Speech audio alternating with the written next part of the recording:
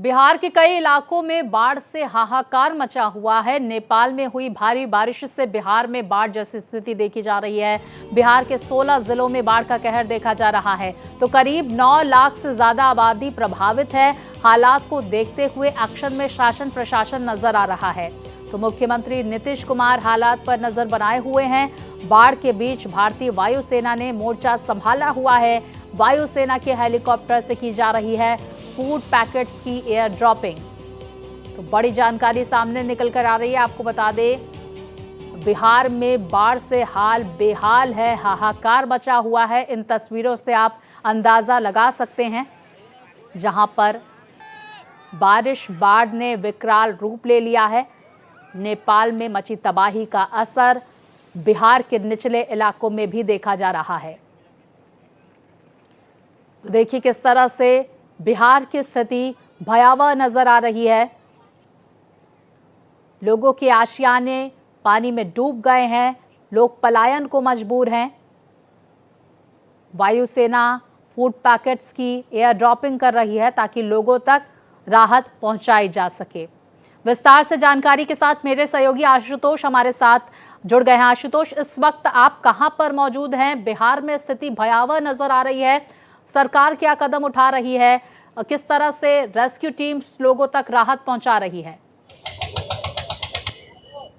बेशक स्वाति, अभी हम पटना के गंगा यहाँ पे अगर हम गंगा के जलस्तर की बात करें तो थोड़ा डाउन हुआ है, लेकिन भागलपुर इलाके में गंगा यथावत है। एक तरह से कहें खतरे के निशान से ऊपर बह रही है। बिहार की नदियों की अगर हम बात करें तो गंडक, बूढ़ी गंडक, कोसी, कमला बलान, महानंदा, बागमती जैसी नदियां जो है वो पूरी तरह से उफान पे हैं। नतीजतन 92 प्रखंड, जो कि सरकारी आंकड़ा है, 92 प्रखंड में पूरी तरह से जलमग्न वाली हालात है। अब एनडीआरएफ, एसडीआरएफ के साथ साथ एयरफोर्स को भी लगा दिया गया है और हेलीकॉप्टर के जरिए फूड पैकेट को एयरलिफ्ट करा के उन सुदूर गांव देहातों तक पहुंचाने का प्रयास किया जा रहा है जो दियर इलाके में टापू पर फंसे हुए हैं। क्योंकि तमाम कोशिशों के बावजूद कुछ ऐसे लोग हैं जो ऊंचे स्थान पे एक तरह से कहें टापू नुमा स्वरूप में फंसे पड़े हैं और वो वहां से हटने को तैयार नहीं है।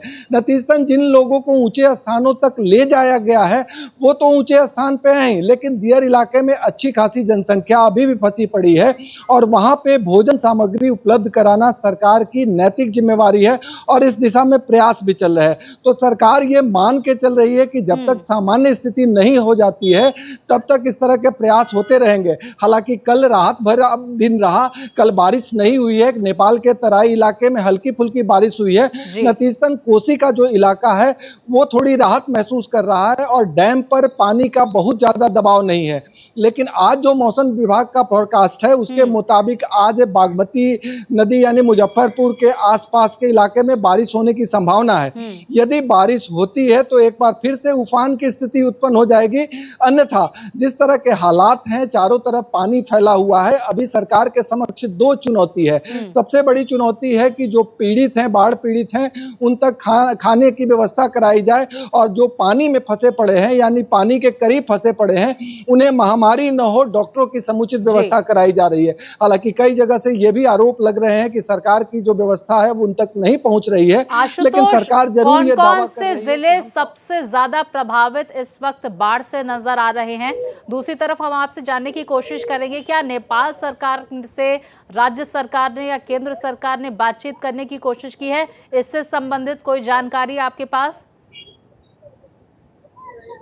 देखिए, अभी तक लगातार मॉनिटर किया जा रहा है। जहां तक नेपाल सरकार से बात करने की अगर हम बात करें, जब तक नेपाल के तराई इलाके में अत्यधिक बारिश का लोड नहीं कमेगा यानी एक अलग कैनाल की व्यवस्था नहीं हो जाएगी, तब तक कोसी डैम पर पानी का प्रभाव पड़ते रहेगा और हर साल इसी तरह से कोसी डैम पर वाटर लोड होगा और इस तरह से डैम खोले जाएंगे और चारों तरफ तबाही मचेगी।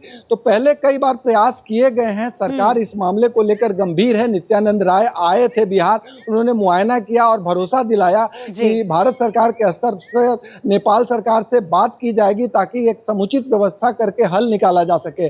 नेपाल की अगर भौगोलिक बनावट की बात करें स्वाति, तो वहां ऊंचे इलाके में अत्यधिक बारिश होती है और जो कोसी का इलाका है वो डाउन इलाका है, नतीजतन पानी का लोड बढ़ता है और चारों तरफ पानी फैल जाता है। तो व्यवस्थाएं जहां तक अगर इन इलाकों में प्रभावित जिलों की बात करें तो मधेपुरा, सुपौल, कटिहार, अगर हम बागमती के इर्द गिर्द के जिलों की बात करें तो मुजफ्फरपुर, शिवहर, सीतामढ़ी और इधर बेतिया और साथ साथ बिल्कुल। देखिए आशुतोष, ये तमाम जिले प्रभावित नजर आ रहे हैं। बाढ़ और बारिश की वजह से लगातार लोगों की मुश्किलें इन जिलों में बढ़ती हुई नजर आ रही है। हालांकि सरकार कोशिश कर रही है कि राहत लोगों तक पहुंचाई जाए, लेकिन ये जो इंतजाम है वो पूरे नहीं है। बहुत शुक्रिया आपका आशुतोष, तमाम जानकारियां हम तक पहुंचाने के लिए।